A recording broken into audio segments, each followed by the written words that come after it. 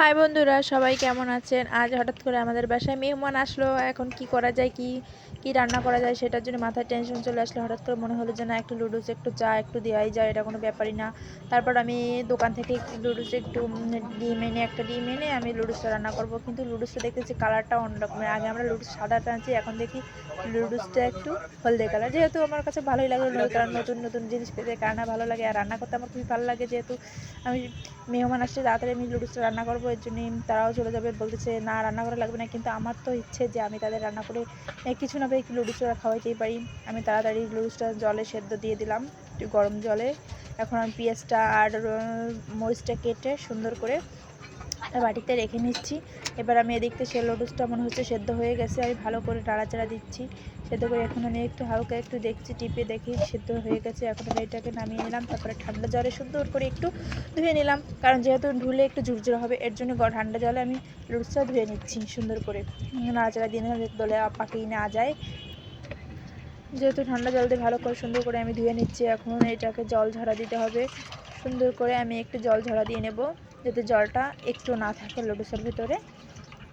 কিছুক্ষণের জন্য রেখে দিলাম। এবার এখানে আমি কড়াইটা নিলাম, কড়াইটা তেল দিয়ে দিলাম। তেলটা গরম হোক সুন্দর করে, কারণ যেহেতু আমার সরষের তেল খাই, একটু গরম হতে সময় লাগে, আর নয় গ্যাজা গ্যাজা হয়ে যায়। তারপর আমি পেঁয়াজ আর ঝালটাকে ভালো করে ভেজে নিলাম সুন্দর করে, একটু ভেজে নেব। যেহেতু আমি ঝাল কম খাবে, তার জন্য ঝালটা খুবই কম দিচ্ছি, দুটো ঝাল দিচ্ছি মাত্র। এখানে আমি একটা ডিম ফাটিয়ে নিলাম। ডিমটাকে এবার ঝাল পেঁয়াজের সাথে সুন্দর করে ভেজে নেব, ভালো করে ভেজে নিতে হবে। তারপর আমি এর ভিতরে লুডুসটা দিয়ে দেব।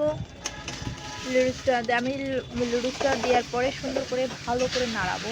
নাড়াতে ভাজা যখন একটু কাছাকাছি হয়ে যাবে, তখন আমি এটার ভিতরে একটু লবণ দিব, আর একটু যে মশলাটা থাকে সেই মশলাটা পুরোটাই দেব, কারণ মেহমান আর আমি বেশিরভাগ মশলাটা দিই না অনেক সময়, যেহেতু আমার ওটা খাওয়াটা বলে শুনেছি ভালো না। কিন্তু তারপরও আমি এখন মেহমান আছে, কী করা যাবে, স্বাদ তো বাড়াতে হবে।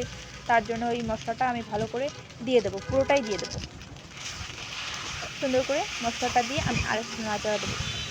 এখন এটাকে আমি ভালো করে ভাজা করব, যেহেতু যদি ঝরঝরে হয় এর জন্য, কারণ গেস্টের সামনে আমরা যে বাসায় বসে যেমন খাই না কেন, গেস্ট আসলে একটু ভালোভাবে পরিবেশন না করলেই কেমন যেন নিজের কাছেই লাগে। সুন্দর করে রান্নাটা হয়ে গেল আমার।